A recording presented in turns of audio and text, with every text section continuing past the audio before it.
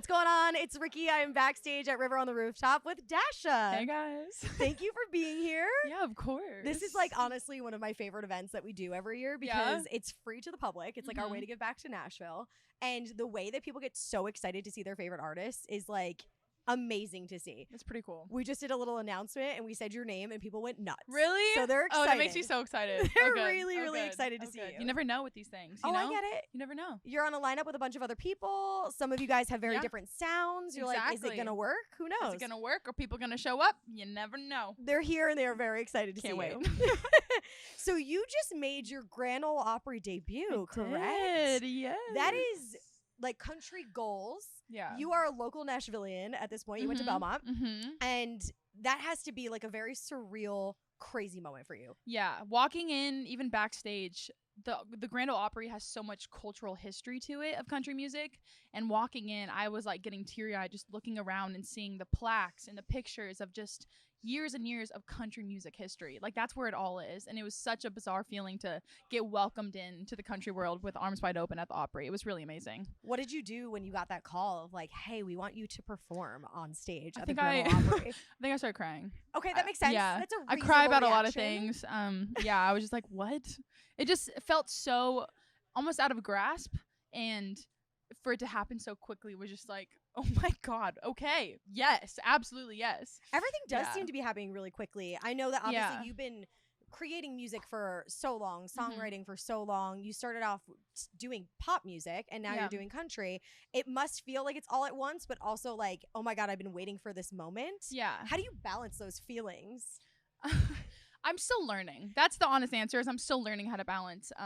This past 6 months have never been busier of my whole life. Like, it's really wild that I put out my first song when I was 13 years old. Been releasing music independently for over 10 years now. Wow. And finally, with Austin blowing up, everything is just catapulted at a level that I could not even have imagined before.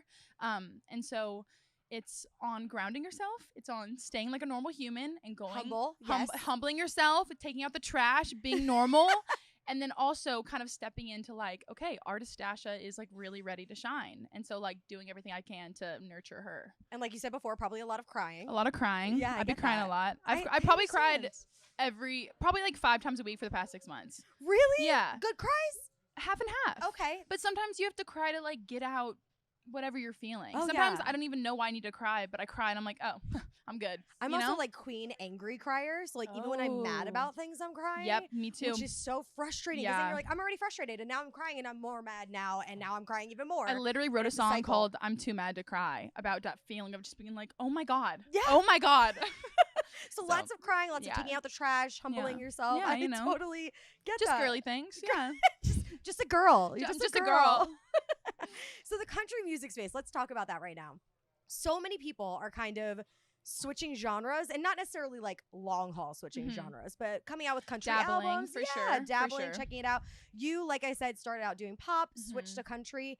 What was that decision like? When was it just hit for you that you're like, no, I can't be doing this. I need to be doing country? Well, I started in country. Okay. So I started writing when I was 8, and that's when it was all country. I didn't switch over to pop until I was like 18 or 19. Okay. And that's when I was like, I wanted to step more into this like pop star role. I kind of wanted to put on bigger shows with bigger production, and I wanted to see what that felt like. And so at the moment, like pop music kind of felt like the right avenue for me. And then I switched back to country. Last January, I put out my first album, Dirty Blonde, which is a pop album, and I was so proud of it, but there was something about it that was just so not me. And I think it was because I was dressing up the songs in the wrong dressing, if that makes sense. Yeah. I feel like country is where my songwriting shines, and first and foremost, like I'm a songwriter, and I think it was going to pop then back to country is just part of my artistic development. It's really weird being an artist because your product is like your feelings and what you go through, and like I try to keep it so real with my fans and supporters, and that's just how I felt at the moment. And then once I released that album, I realized, oh my God, I'm a different person now. I need to go back to my roots. I need to go back to country. So that's when that switch happened. Which was a great decision. I think so too. A wonderful decision. Yeah. And I would just have to ask, out of everybody that's kind of deciding to dabble in country, who are you most excited about right now? Because I mean, like MGK has a country song and I think is working on a country album. Yeah. Obviously Beyonce. Who are you most excited to like listen to as a country artist and as somebody who is saying like, your roots are country? Who's your most favorite out of all these people switching? Okay, genuinely, I think that Post Malone's album is gonna slap. Okay. He does have a lot of features on it. Yes. But there's only like 3 by himself, I think. Yeah, I think that's what it was. Yeah. So I'm curious to see what that's gonna sound like. Role Model's been kind of switching. I don't know if you know him. Yes. He's one of my favorite artists. He's been kind of dabbling in country, and I'm like, okay. All right. And then I didn't even also, know that. funny enough, Marshmello is putting out an album that's country, it seems like. And with a bunch of country artists. Yeah. Yeah. And so I'm curious to hear that too. Okay. Yeah. Anyone that you want to work with? Both. But all of them. All named. Let's work with all of them. All named. I would like to work Every one of with. them.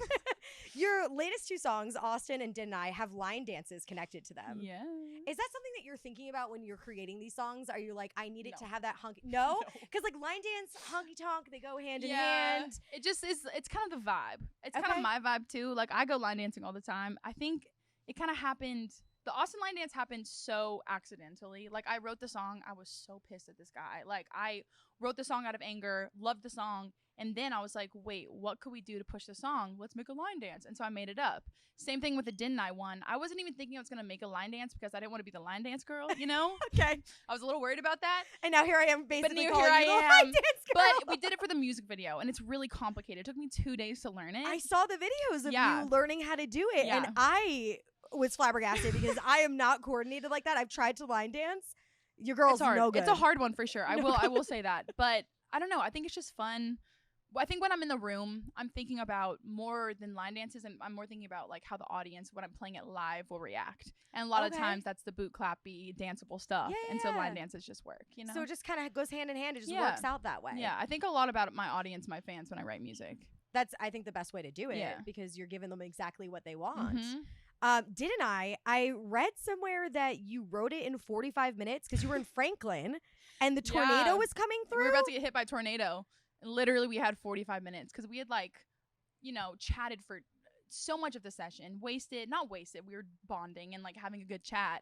And we didn't realize that the tornado was coming in from that direction, like towards us. So we literally get a call from our publisher, and she was like, "Hey guys, you guys have to leave in 45 minutes or you will probably get hit by this tornado." Jesus Christ. Like, you literally have to leave in 45 minutes. And we just like, okay. And we wrote it. And like the vocal you hear is like the vocal that I did, one take, and we got out of there. One take. When you left, were you like, okay, no, I feel good about that? Or were you nervous because it was only 45 minutes? I'm sure that's not your normal songwriting process. No, it's not. Honestly, I think I was singing it in my head when I was left. I was like, oh, that's a good song. It's catchy. But I didn't really think much of it. And then weeks later, I got the bounce, and I was like, wait, this is the next single. So it just like happened. It's funny how songs happen like that. I was talking to Alex Warren before, and I was saying like my biggest advice to everybody about anything, and I am not a singer or a songwriter, don't get me wrong, but about anything is like just don't overthink it. Just do 100%. it. And it always ends up working out better that way. Confidence is king. Yes. You can do anything in the entire world if you do it with confidence. I say that all the time. Yeah. I'm like, if you leave the house, if you put on an outfit and you look at yourself in the mirror and you go, I look damn good, and you leave the house going, I look damn good, people are gonna think, damn, she looks damn good. Yes, exactly. Period. Yep. What are you looking most forward to right now in your career? Already so much has happened. You blew up on TikTok. Your songs are doing so well. Ole Opry debut. Yeah. Like, you're doing so much already. Is there something that you are looking forward to doing still? Like, do you have a goal? Is there something fun that you're working on right now? I'm really excited to drop a full album once, everything's happened. I'm really excited to show people. Well, the deluxe is coming out really soon. Okay. When is that coming? Okay. I don't have a date yet. I do, but I can't tell. You can't tell me. Murdered if I hate when they do this to me. But it's coming out soon. And this kind of completes the whole album. Like, the track list is super intentional. Okay. And so the songs I added on are like some of my favorite songs I've ever written. I'm so excited. I'm also really stoked for my first headline tour ever, Nashville, USA. Yes. So it's gonna be a party, and I've never played a headline show on a tour before. I've never been on tour, so this is like very, very new for me, and I just like can't wait to be in a crowd where people are singing every single word back to me. What a crazy thought process to think about. You've never headlined a tour before, but you've already done so much. But I have a Billboard charting song. I'm like, isn't that funny? That's so Isn't that funny how that works?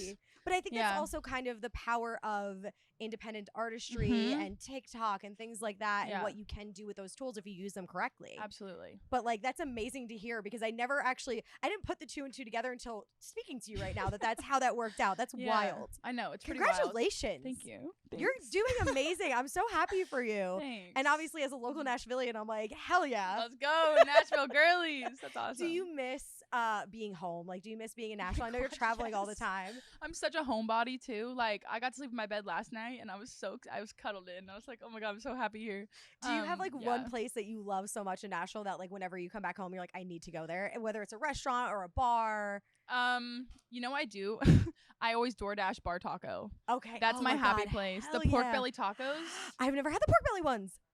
Adding it to my list. Oh my God. You're also a celiac girly or something like that, right? I can't eat gluten. I'm gluten free. Really? It's rough out here. It's rough out here. It's real rough out here. It but sucks. Yeah. It's like my stomach always hurts. It's like, why? Yes. Like literally why my tummy always hurts. Anxious? Tummy aches? Yes, I'm always anxious. My tummy always hurts. I can't eat dairy either. I'm not supposed to either. I'm like, what else? The like literally what else? Struggle's so real. But sometimes there are those meals that you're like, I'm just gonna risk it for this. I need to. All the time. Way too often. It's really bad. Yeah. Totally get it. Did you get Bar Taco when you came home? I have not yet. Okay, well, I'm I think that's on it tomorrow. I was gonna say that has to be on the list then. I'm very excited for you to perform for us. I can't wait to see you out there on stage. Thanks. I know everybody else is already excited, so super pumped. And I'm just so happy for you. Congratulations on everything. And thanks for having me. I'm so excited to be here. Hell yeah. Do not thank me. Thank you guys. Thank you. Dasha. Bye guys.